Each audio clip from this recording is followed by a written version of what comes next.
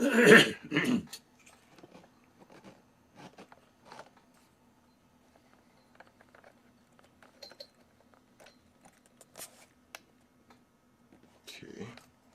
Now what I'll have you do is basically, as you answer the questions, look toward. Don't need to look at the camera. Just look towards me. Like that. Camera's not even there. Let's see. Find. Right.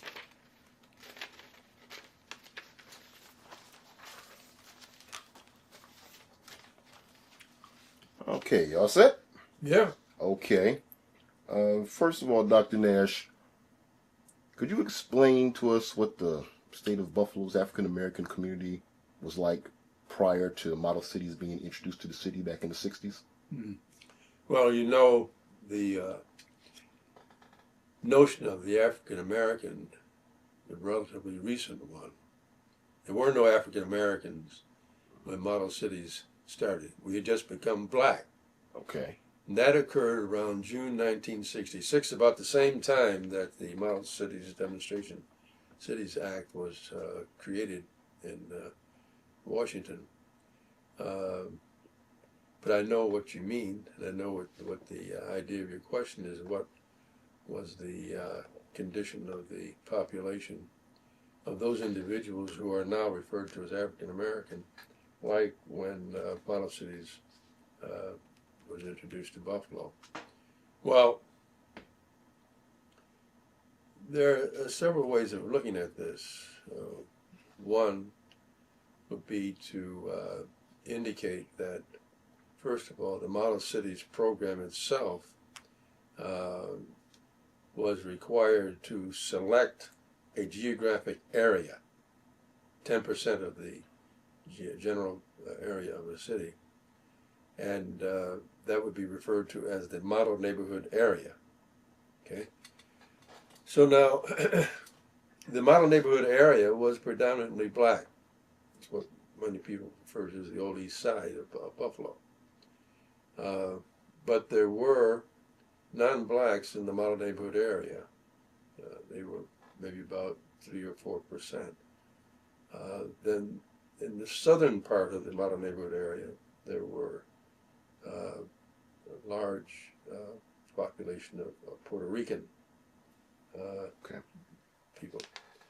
Now, we can talk about what were the conditions in the model neighborhood area as opposed to what were the conditions for African Americans. Okay. See, well, what were some of the conditions in the model neighborhood areas? Yeah, well, okay. To be selected as a model neighborhood area, it had to consist of a high proportion of poverty and to have a high proportion of a wide range of social ills. It had to have very substandard housing. It had to have high unemployment. All the indices of a depressed area were there. The model neighborhood area was one that represented the highest concentration of social ills in the city of Buffalo. That 10% area represented a complex of all of the indices of poverty. Got another sound. All of the indices of deprivation, some people would call it disadvantage, were highlighted in that area. Unemployment was a major item, where the United States Department of Labor said when you have 6% unemployment, you have a depressed area. We were up to around 18%. And in some categories within that population, the unemployment rate would go up maybe close to 20, 25%. But for the model neighborhood area, the unemployment rate was about 18%. And it was characterized also by deteriorated housing. The housing complex in the neighborhood was old, was wooden, and you had, in many instances, more people living in a housing structure than what the housing structure had been originally intended to take care of. Mm-hmm. And also, many of the houses were built close together and never had any planning for automobiles. Okay.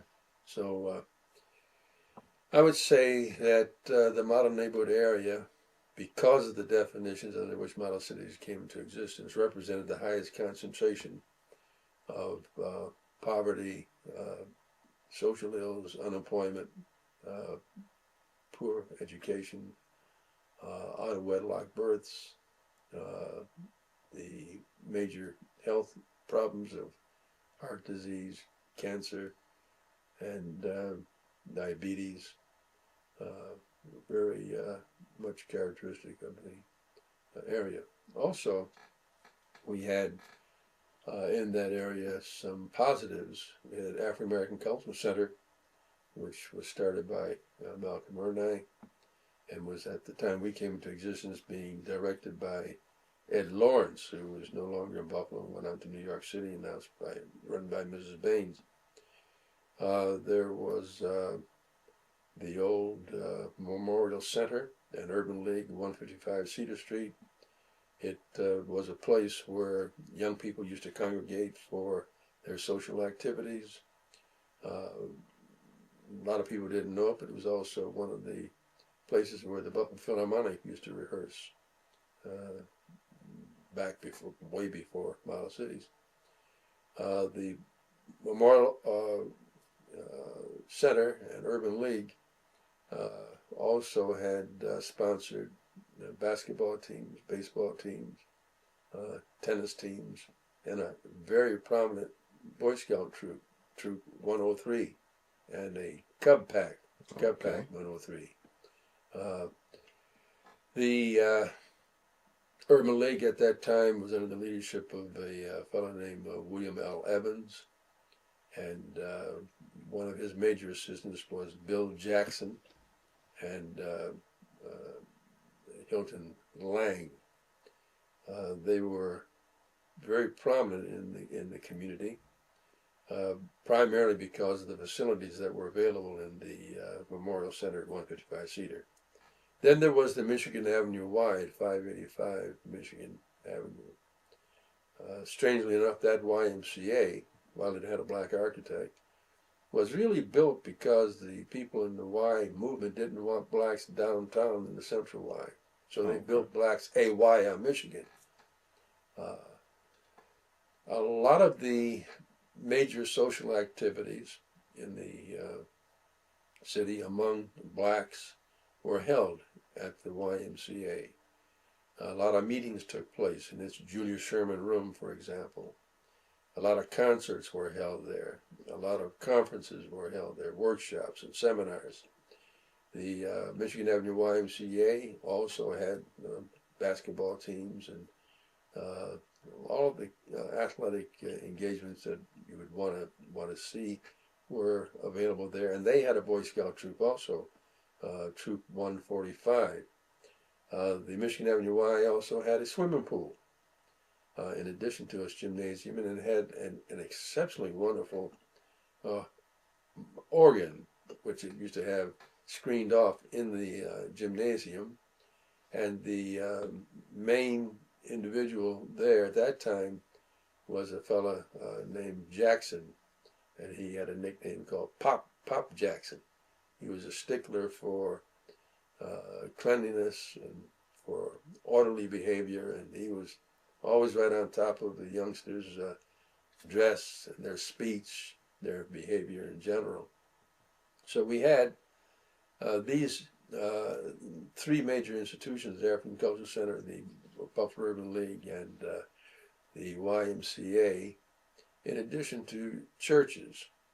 And at that time, the major churches were Shiloh Baptist Church under Reverend Eccles, Lincoln Memorial under Reverend Horner, Bethel, AME, then there was St. John Baptist Church under Reverend McCarley, our church was Michigan United Baptist Church under my father, St. Luke's Church. There was Stephen Gill Spotswood, who ultimately went on and became the chairman of the National Association of Bandsmen and Colored People, NAACP.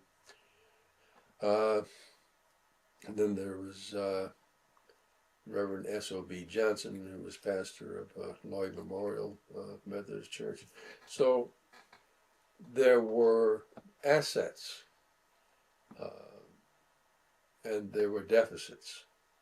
The assets would be characterized in these institutions that I'm mentioning now, the churches, the cultural center, the YMCA, and the Urban League. And the deficits would be characterized by the conditions of the large masses of the people who were unemployed and had a high rate of single parent families. The children were dropping out of school, and the schools weren't really considered to be the very best schools. The public schools in the model neighborhood area, School 37, and up in the north end, which wasn't really one of the schools in the area, but schools were attended in terms of districts where people lived. School 17 on, at that time, Maine and Delavan. School 37 in the Fruit Belt. Then there was School 47, Pratt, and School 41 on Jefferson Avenue. Those schools didn't have programs that would keep the schools open all day, for example, or night school programs. They were sort of a 9 to 5 operation. Kids went to school, went home, and there was no parental. There wasn't a lot of parental involvement at that time. Mm-hmm. But there was a growing concern among some of the parents to want to establish something called Parents for Quality Integrated Education. There was an emphasis on integration at the time, and some of the prominent people in that movement were Frank Messiah, who is now head of the local chapter of the NAACP, a fellow named Raphael Dubard, who was at that time head of the NAACP, deceased now, Norm Goldfarb, who was with the National Labor Relations Board, George Arthur, who was at the time a councilman. Also, his name was on the legal documents bringing a suit to bring an integrated school system into Buffalo. The one thing was that there was a young man named Dixon who did not feel that his children were getting a fair shake in school. And he thought about a suit. Now, George's suit is called Arthur versus Nyquist. Nyquist was the head of the New York State education system at the time. But here at this point was an effort to bring about what it was felt an integrated educational system. Now, in terms of your question, what was the situation like before Model Cities? Well, there was concern then about the quality of education. And this is why a group of parents came together to organize what we call Parents for Quality Integrated Education, UIE. Right. Yeah. I've heard of that. Yeah. Mm-hmm. And George Arthur, along with Dixon, joined with others to try to get the school system integrated. There was an organization called CCHR, which was not a part of the model neighborhood area. It involved leadership from Frank Messiah and Raphael Dubard and Norman Goldfarb, these fellows who I mentioned just a moment ago.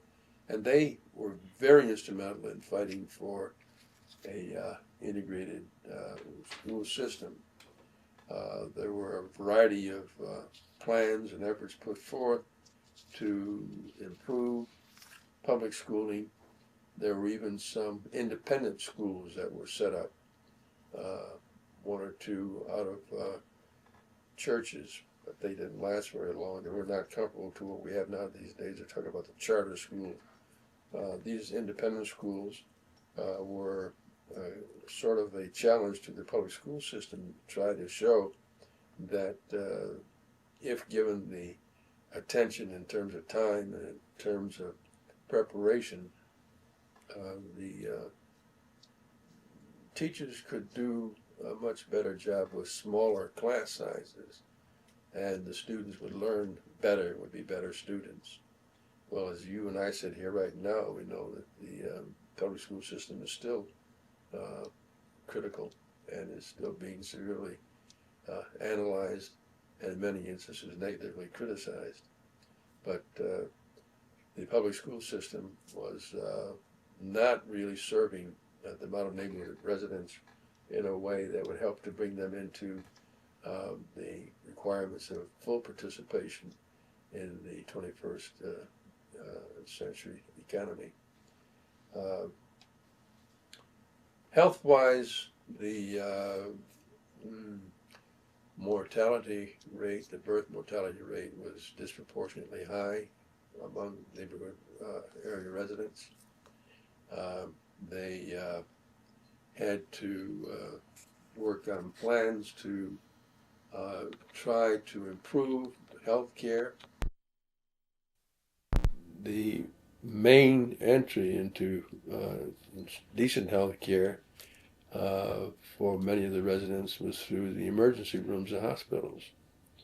And we were never certain that even then that the kinds of health care that was needed was going to be forthcoming.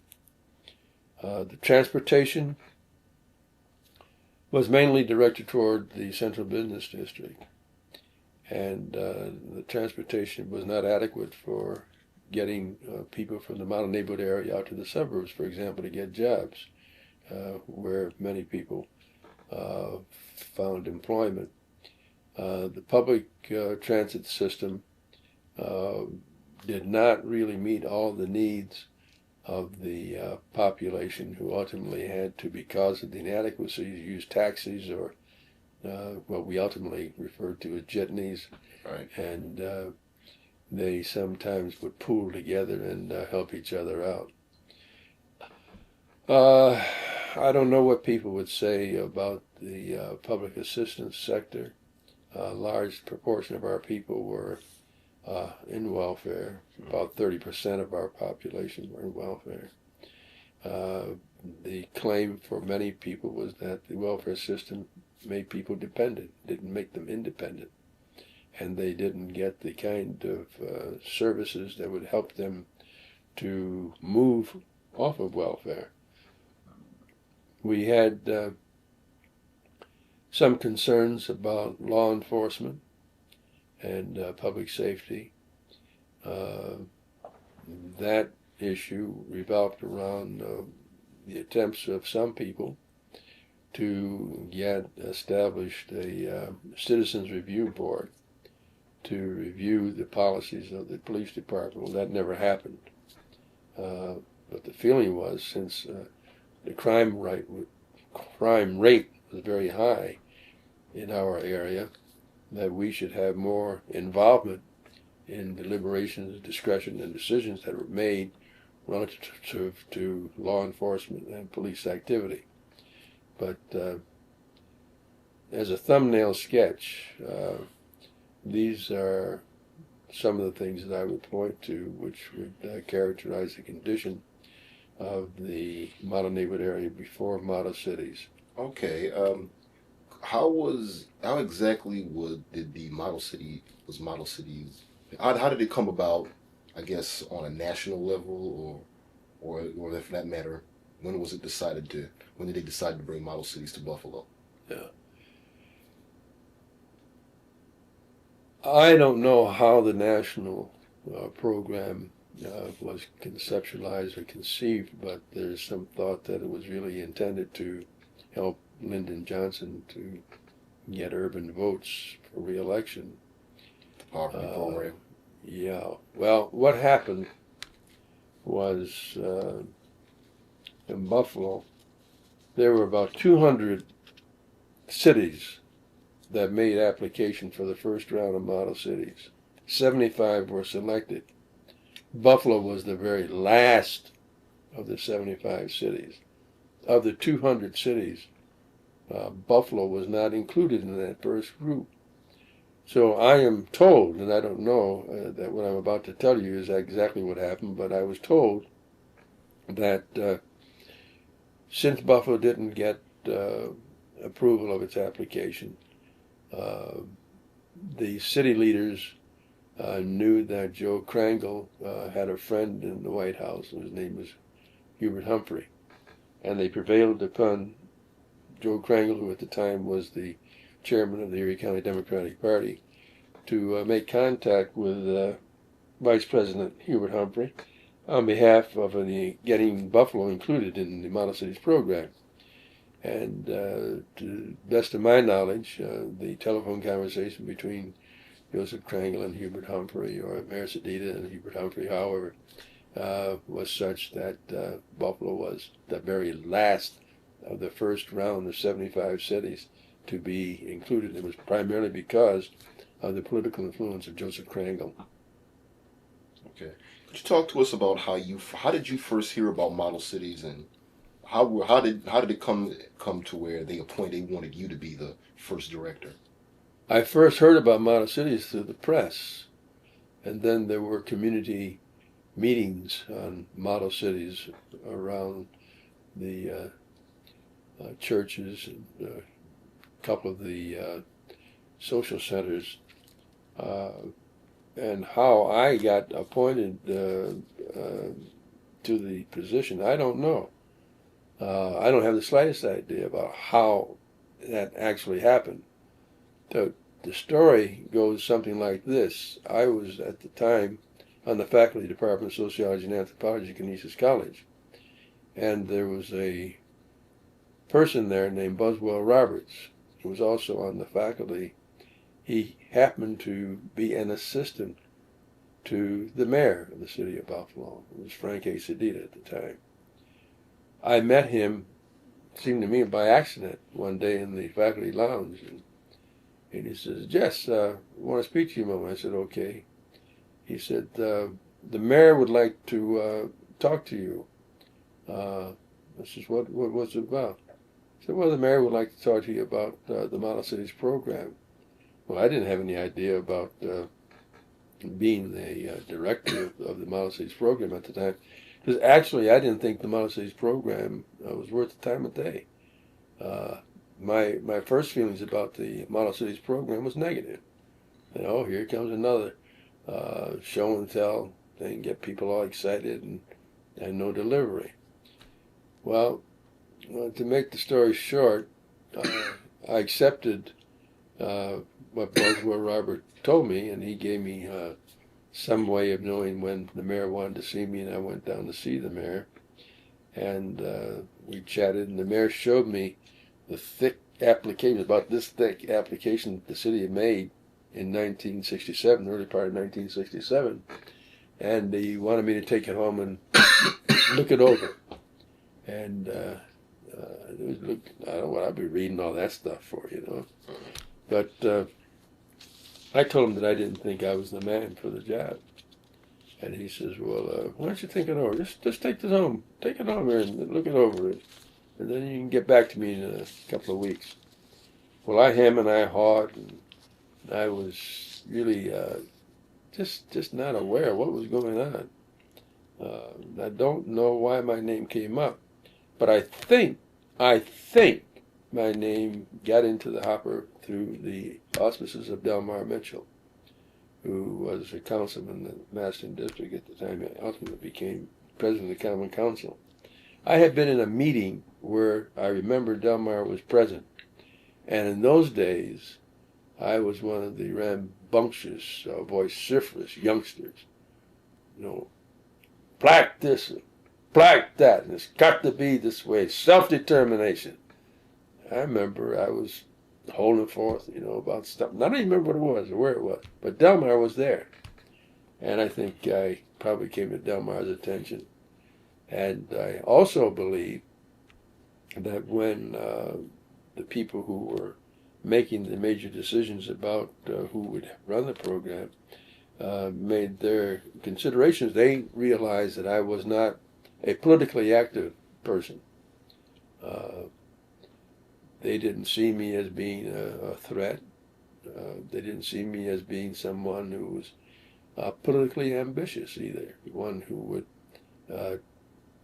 probably take that position and try to use it as a springboard to become mayor of the city of Buffalo or something of that sort, as was the case in some cities. Well, I took the city's application home, and I just sort of thumbed through it. I didn't really read it. And at home one evening, Delmar Mitchell called and said, "Have you made up your mind yet?" I said, "No, I don't think I'm going to take this thing." And he said, "Well, change your mind. We want you, and we will see to it that you get whatever you need. We need you," something like that. And it may have appealed to my ego. I don't know what it appealed to. But the mayor wants to talk to you one more time, and I hope you'll say yes. And that was mainly Delmar Mitchell.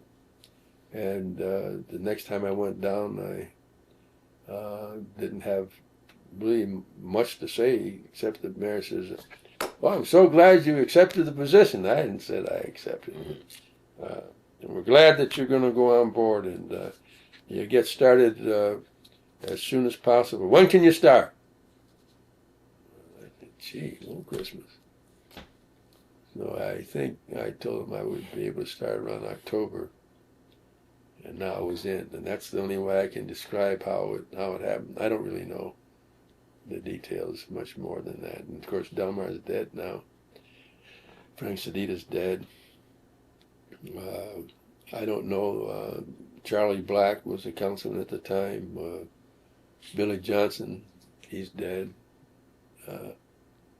Bill Gator, he wasn't that much involved in those days.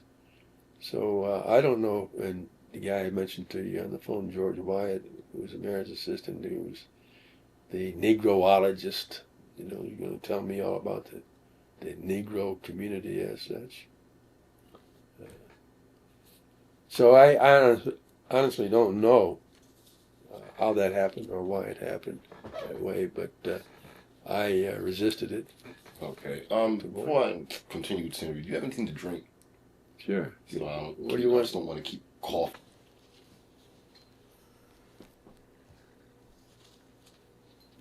Okay. Let's see.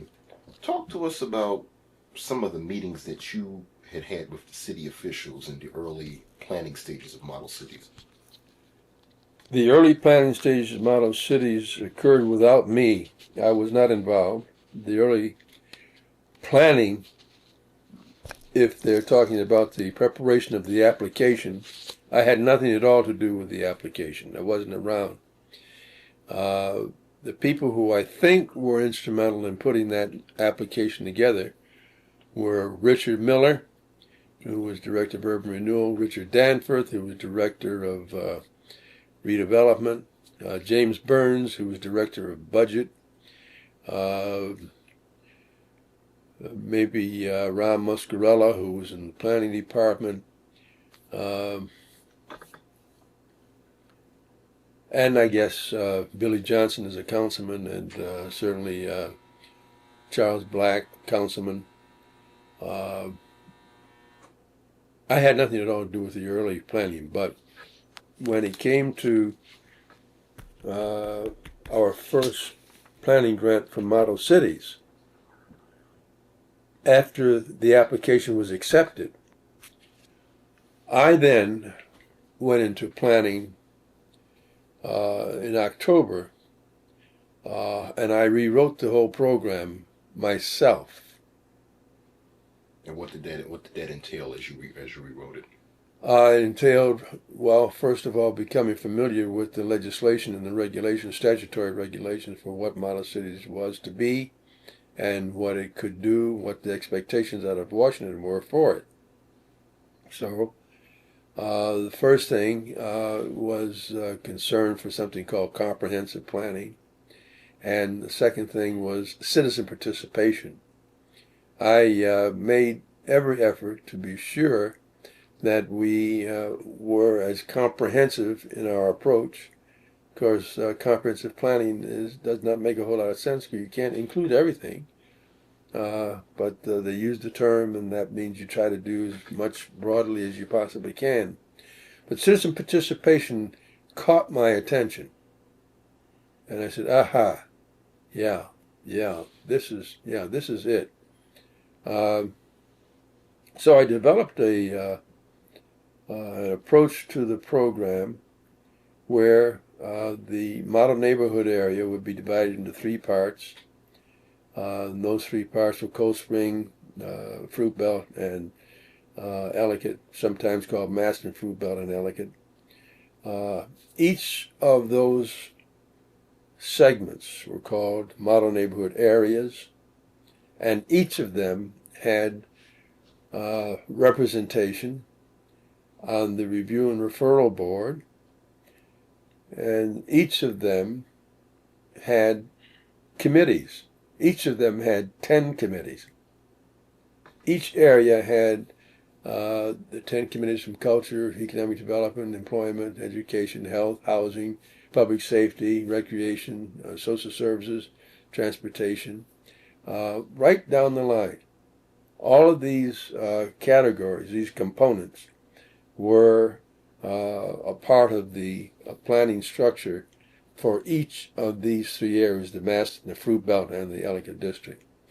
And you keep in mind each of these areas, Maston, Fruit Belt, and Ellicott, sent 3 representatives from the areas to the review and referral board. The mayor sent 10 members. So with the 10 components, we had 30 residents on the review and referral board and 10 people appointed by the mayor, so that review and referral board, which became the oversight board for our planning, consisted of 40 people. I wrote that program after studying what the requirements and expectations were of the United States Department of Housing and Urban Development in its Model Cities program. And I tried as best I could to design a structure that would meet the requirements of the HUD guidelines. And that was the way we went at it. We emphasized throughout the importance of planning through citizen participation, not expert defining the situation, not a blue ribbon committee, but the citizens who were involved, who registered to be members of various committees, found their way into the planning structure, and it's through that citizen involvement, the give and take. It was rough, it was tough. We then were able to come up with what people could agree to. We always didn't get consensus, though we had a basis for agreement that these would be the plans that we're going to put forth, and these would be the plans that we're going to make as the Buffalo Model City program. So the application talked about a lot of housing, a lot of physical development. We emphasized social, economic, and physical development. Social, economic, and physical development. Not just physical development. Housing. And I remember Ed Logue, who had been appointed the director of the New York State Urban Development Corporation, came to Buffalo and said that all the model cities had ever done was to tear down the Ellicott District. Well, we had nothing to do with the Ellicott District.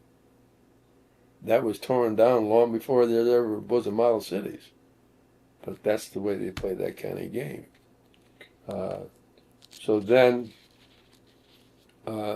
with the planning grant, which was for a little about $234,000, we submitted our plan, and once the plan was accepted, we were then ready to go into the implementation phase. We had a 5-year plan, and the first chapter of that 5-year plan was a 1-year plan. So the 1-year plan hopefully would lead to the next 4 or 5 years. You told me in some of our earlier conversations that you frequently made visits to Washington, D.C. in order to pick up more information on model cities.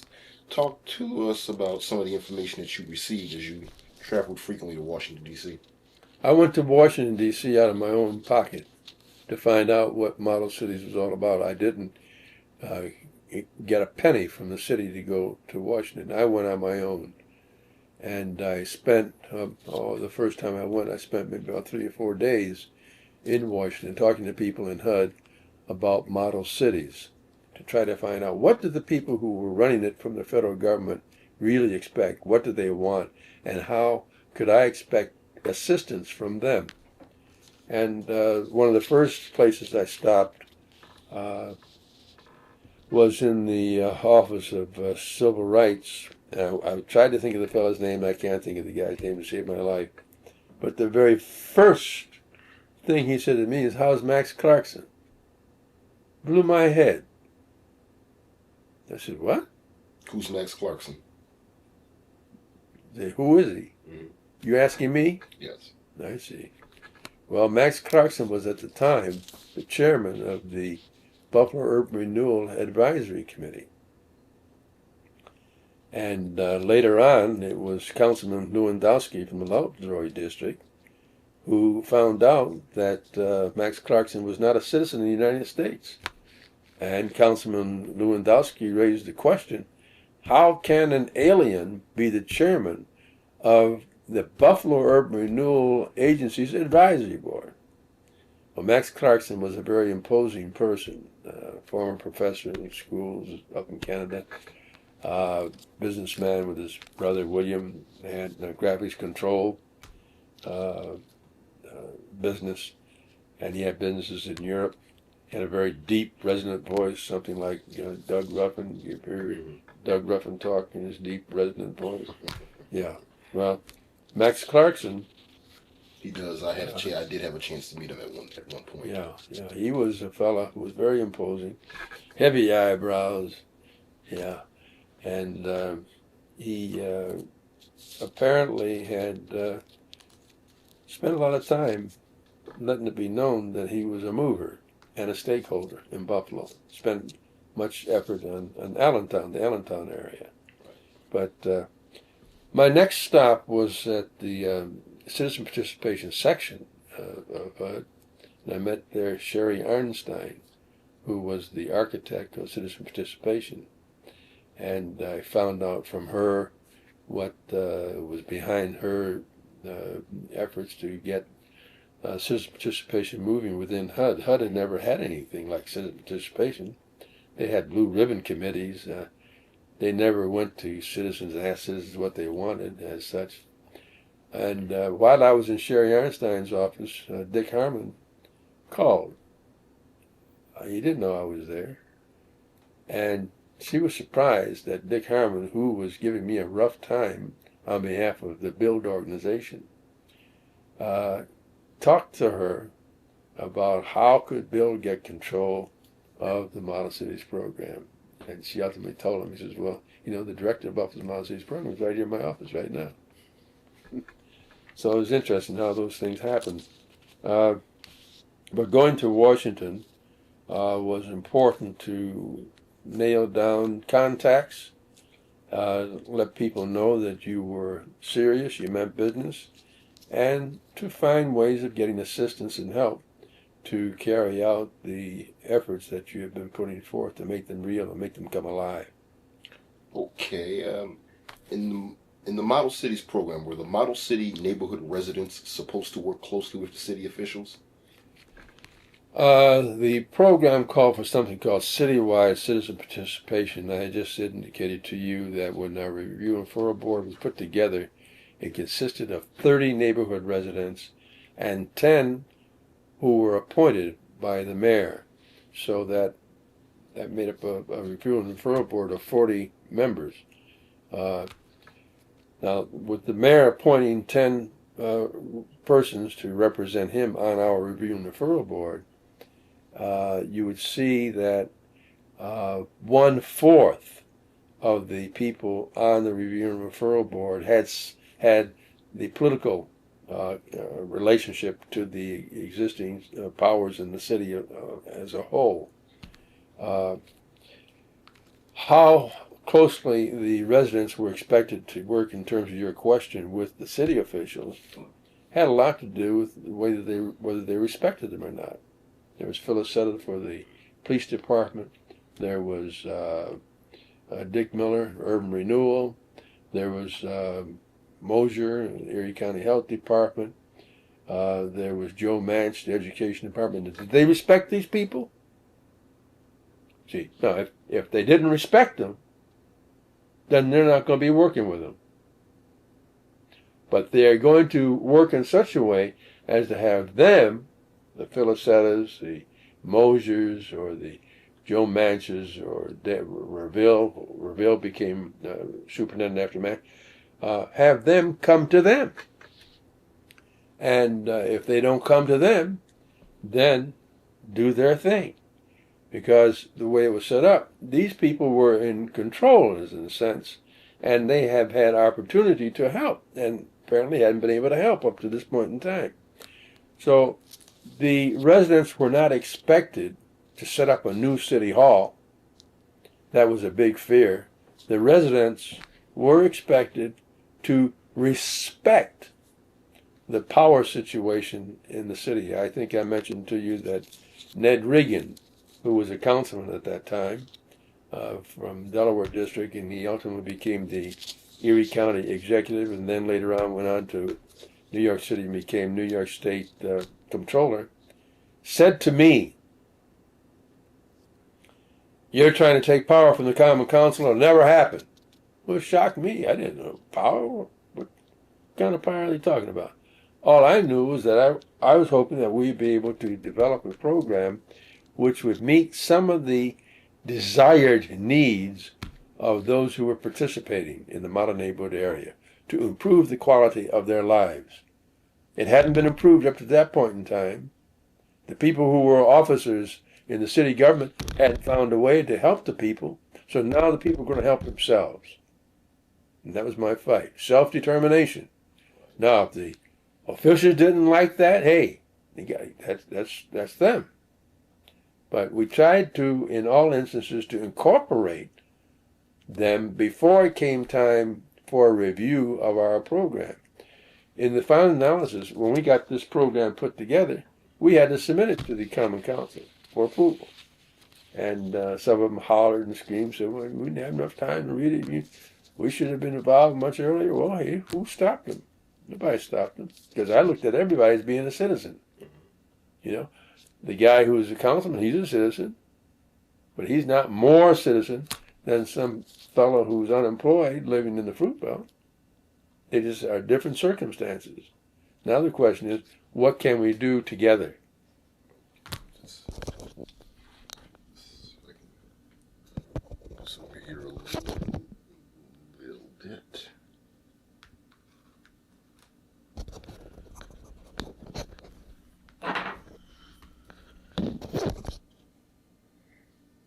Okay. Is that non-directional? Yeah, it's pretty. Let's see.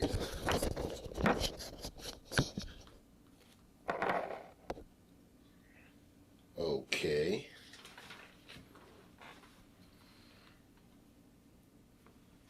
All right. Let's see. what was the attitude of the black community? When I say that, I mean, what was the black community at large, their attitude towards the Model City program when they first started to, well, let me wait till sound goes, that sound goes away. What was the attitude of the black community when they first started to hear about the Model Cities program? And talk about what some of the meetings with community residents was like.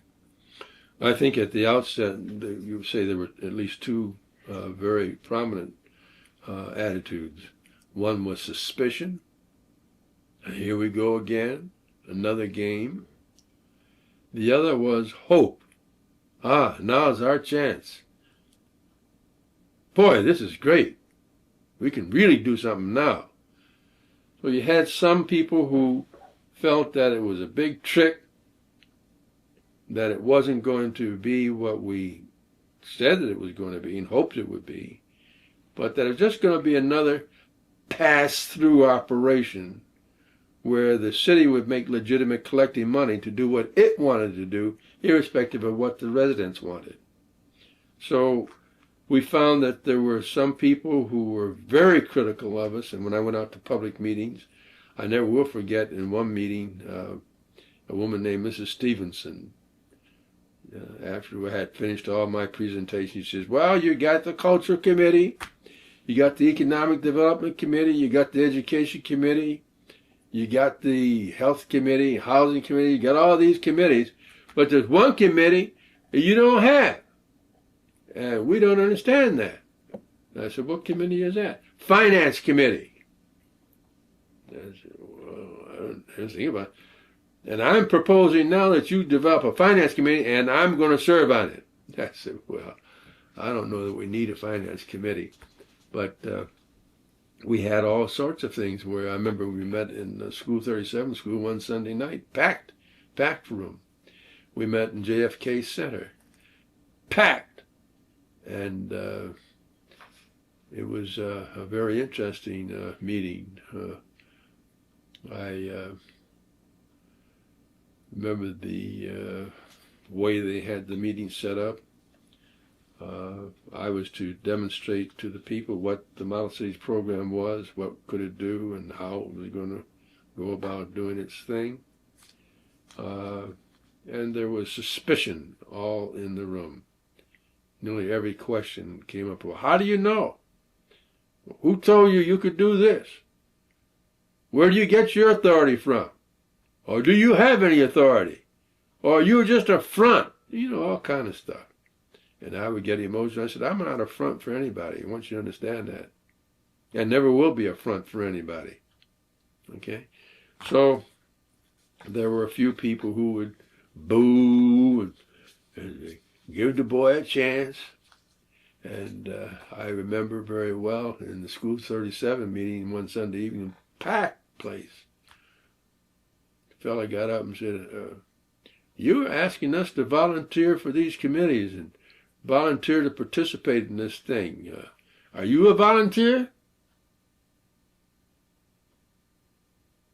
Oh, man. So your job is to get us to volunteer, but you're going to make the money, right? And I said, well, I'm sorry that it looks that way, but it just so happens that I am the director and the director is being paid. And one of my objectives is to get citizens involved.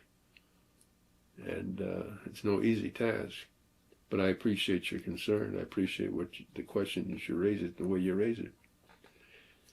Well, there have been instances where the people dropped away from participation once they found out that if they were active on a committee, they couldn't participate in a program to the extent to which they couldn't become a paid employee of a program if they were on the committee because of what they called a conflict of interest.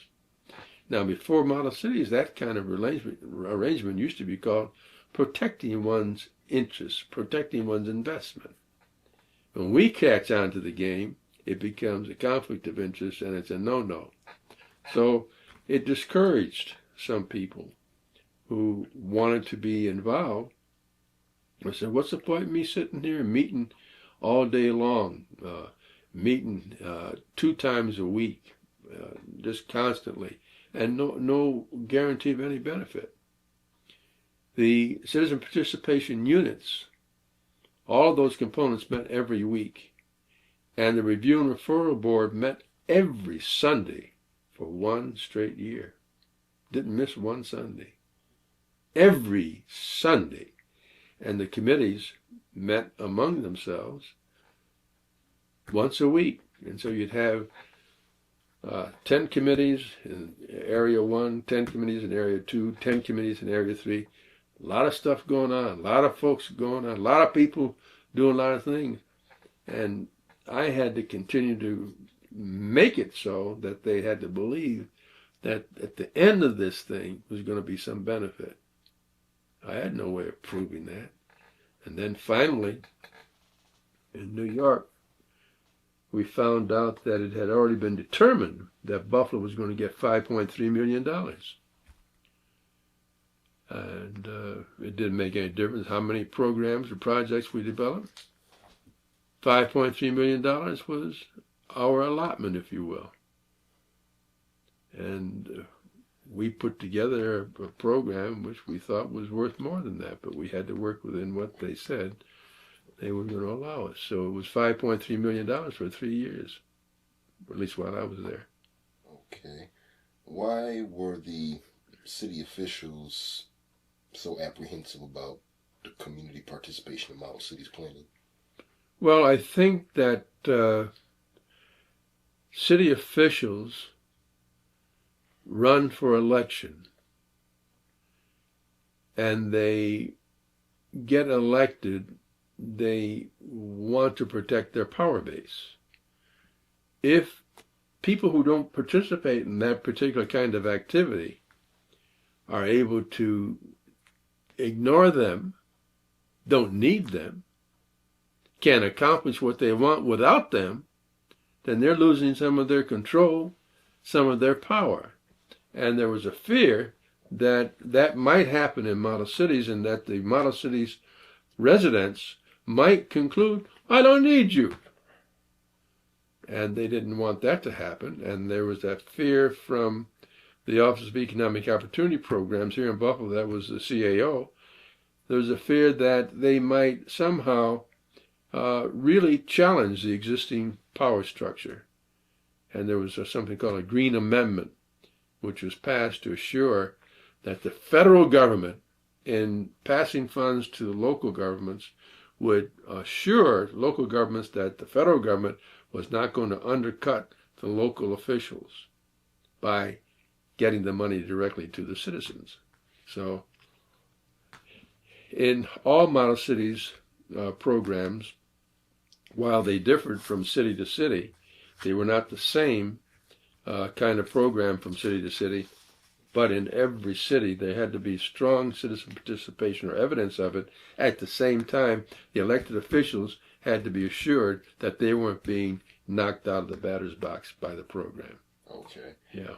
As the Model Cities Director, how did you propose to bridge the gap between city officials and model neighborhood residents? Well, I first of all tried to say that we're not interested in a situation where the professionals have the last say and the amateurs have no say. Tried to overcome the idea that the experts were better prepared to make determinations than neophytes.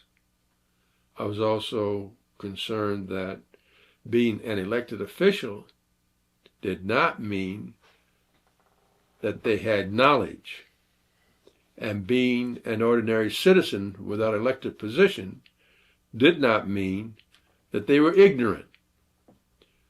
So we would try to arrange whereby elected officials could meet with certain groups of citizens and deal with the difference between the professional versus the amateur, the elected official versus the citizen, and help them to understand that all knowledge just does not exist among experts. All knowledge just doesn't exist among politicians. But that the people have some ideas. The people have some knowledge. They are just not elected. And what we need to do is meet, discuss, and work through in a state of honesty what can happen, what is possible, given our desires to improve the quality of life of all the residents. So I think in Buffalo, many of the politicians wanted to get a piece of the action in the old way, politics as usual, but had a hard time trying to find out how do we deal with this thing.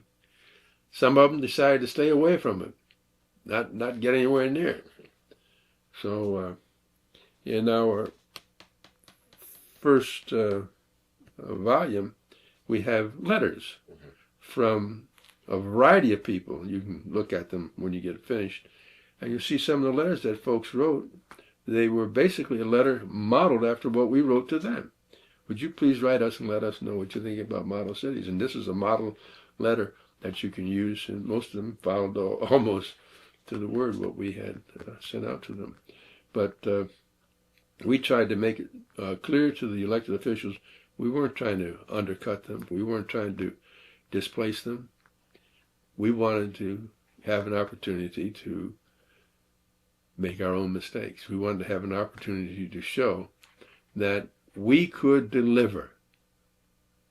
And the fear was we were really going to deliver. I remember in the Jitney, for example, the Common Council went through a process of asking me, well, how much money do you really need? And I can't tell you on camera just how we did this thing, because that would give us away some important strategic planning techniques. But in any event, they thought they had stopped the jitney. They thought they had put us out of business. But they gave us enough money to buy 6 jitneys. They didn't understand that. They didn't understand it. The next thing they knew, those orange jitneys were out there on the road and were moving.